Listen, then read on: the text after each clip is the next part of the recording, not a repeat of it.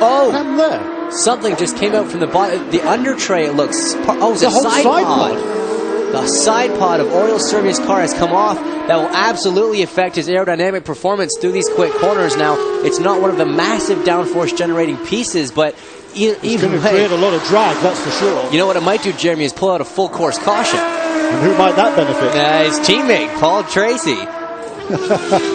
Serbia's about due for a pit stop in any case, but the team has now got to decide whether or not they're going to change, put a new sideboard onto that car or leave him go. At least the good news for Serbia, I guess, is he has a lap or two to assess how that bodywork flying off has affected the car. Here he comes down on the start-finish straight. Watch that on the right side of the screen. There goes the left sideboard on the car, and that must have given Neil Jarni a heck of a fright. I'll tell you, when something's coming at you at those speeds, you can see how quick his reaction time was, though. And that was in slow motion. So as we see him in the pits, and Neil Jarni right behind him. Right behind him. So good, crucial pit stops for these guys. They can certainly get to the end of the race, I believe, on fuel right now with 27 laps to go. As a matter of fact, Rick, you're right. Just looks like they're going to go with rubber and fuel, and they're going to leave the car basically in the same configuration. This could be the latest trend in Champ Car.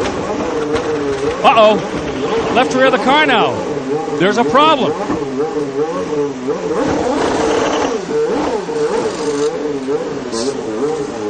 It seems as though it's freewheeling, guys. The engine's coming up, but the car, now they have it going.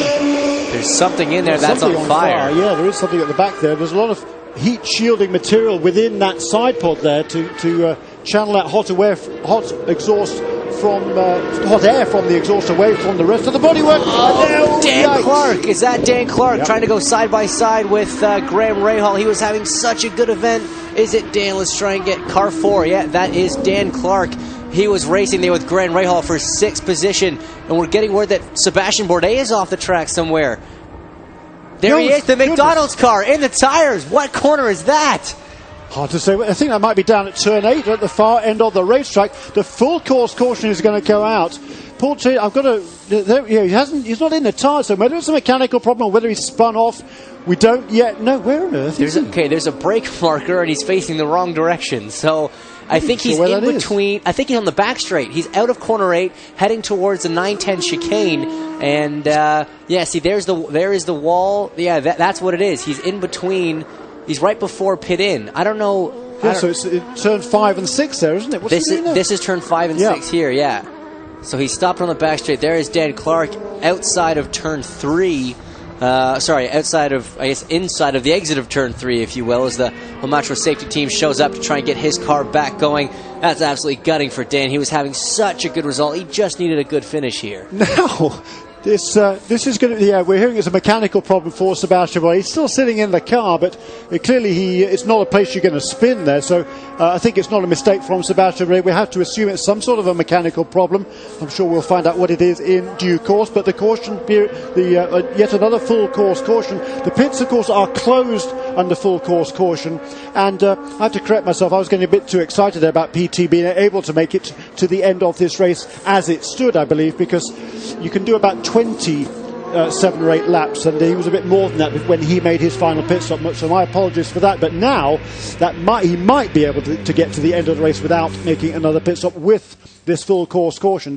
It's Will Power leads the race now from his Team Australia teammate as Dan Clark rejoins in the Ozjet car, the car number 4 there of the Minardi Team USA. So it's Will Power. Simon Pagenaud, Paul Tracy is up into 3rd place ahead of Graham Rahal. We don't count out Graham Rahal, particularly with the second of Newman Haas Lanigan cars out of contention. Justin Wilson finds himself in 5th as the safety team gets to help Sebastian Bourdais and hopefully at least drag him back towards the pit lane. Tagliani in 6th, then Robert Dornbosch, Neil Jarni, Randial in 9th place, then Oriol Servia. Dan Clark rejoins in 11th, so Sebastian Bourdais in 12th and getting a tow back to the pit lane. Bill Stevens is with Neil McElwright. It's so mysterious, but Neil McElwright, the complexion of the race has changed so much in the last 10 minutes. How will that impact Paul and his fuel strategy now? Well, I mean, the way things look now, we're right on the cusp of being able to make it the rest of the way without stopping. It's really going to depend on fuel consumption here. If we had another yellow, it wouldn't break my heart. But we're just going to have to let it play out. As long as the yellow doesn't involve the number 3 car. So there you go. Another yellow would not break the heart of Neil McElwright, Vice President of Operations there for Forsyth Championship Racing. He says it's touch and go, but Yeah, Oriol Servier is still on a race-to-race deal. Wouldn't it be a shame if he pulled out a full-course caution here? Well, that's a cynic. So there is Robert Dornbusch. He's running now in third place, and what a remarkable start to his Champ Car World Series career. Oh no, there's a problem for Will Power. He's slowed right down, going down the back straight. Smoke we hear coming out of the back of that car. Sounded okay. He's got a tire down. Yeah, the left front front tire is down. He's clearly run over debris somewhere on the race circuit. That is heartbreaking for Will Power, his main championship rival Sebastian Bourdais, already out of this race, and now he is going to have to come in for an extra stop. With that left front, you're leaning on that left front all the way around those last three corners, aren't you? Down to the pit lane. Bourdais, we hear, is getting out of his car, and Will Power is getting out of the throttle and coming onto pit lane. You can see that smoke. Oh, this is not good. It's going to be very hard. You got to be very careful. Oh, the tires come off now. The tire is starting to fall apart. As it just, careful, Will. Get around there, yeah, really. Cameron Steele is in the Team Australia pit. There is Paul Tracy now under pressure from Graham Rahal. And we're pretty sure that Rahal, we're told that Graham Rahal has to make one more pit stop. We don't know about Paul Tracy. Cameron Steele. He said he has a puncture. There was no contact. It's coming in. The tire is locked in the front. They do have a new spare nose cone standing by. They will not need it. Just going to be the tires, and they'll be away.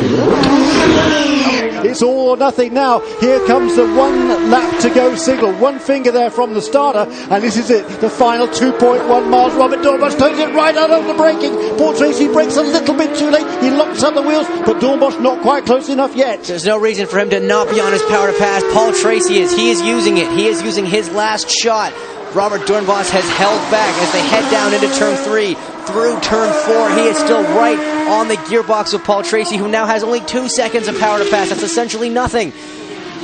And he's got 6 corners to go, 5 corners to go, 4 corners to go for Paul Tracy. Round 7 and 8 for one more time. 120 miles an hour, 5th gear through here, absolutely on the limit. It looks like PT is going to have enough fuel now. Dornbusch has to use the Cosworth power to pass on this straightaway. Our telemetry shows he is not using it, and now he's going to got this final chicane. He has to get a run out of it. PT now is looking good. He's made that exit to the corner, and here we come. The checkered flags are waiting. It's been 2 years for Paul Tracy, but amazingly he comes through to win the race. What an epic turnaround for Paul Tracy. Cleveland in 2005, his last victory. He's had so many disappointments since then. This race started off absolutely disastrously. 2 changes of nose in the first dozen laps of the race, and he ends up winning it. It was a great performance though, after he got those mistakes out of the way, wasn't it? He certainly looked like a complete rank amateur at the beginning of this race, but Paul Tracy in true form has brought it all back.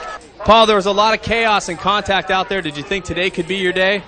No, I made a couple of pretty bad mistakes at the start, and we got into Bruno, which was bad, and also Graham, and really thought we were kind of out of it. And the team did a great strategy for us, and I just want to thank everybody on the crew.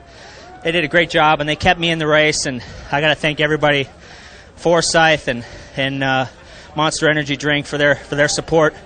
So I'm just kind of overwhelmed. It's been a long time coming. I've been waiting for this win for a while, and it doesn't seem like it came in the right way, but I'll take what I can get. It's been a really exciting race here this afternoon. We've had all sorts of dramas, and who would have thought at the end of the race it would be Paul Tracy and Robert Dornbusch at the front of the field, James? I don't think you could have predicted that one as you look at Graham Rahal getting involved early, but good comeback from all these guys to provide one of the most thrilling races I think that we've seen all season so far in Champ Car. And Burke Lakefront Airport in Cleveland always provides exciting action. We certainly saw that this afternoon. His 3rd nose cone of the day for Paul Tracy, and he then went clean to the end. A great drive by him, good strategy. Some scary moments there for Jan Halen on the left and Tristan Gomondi.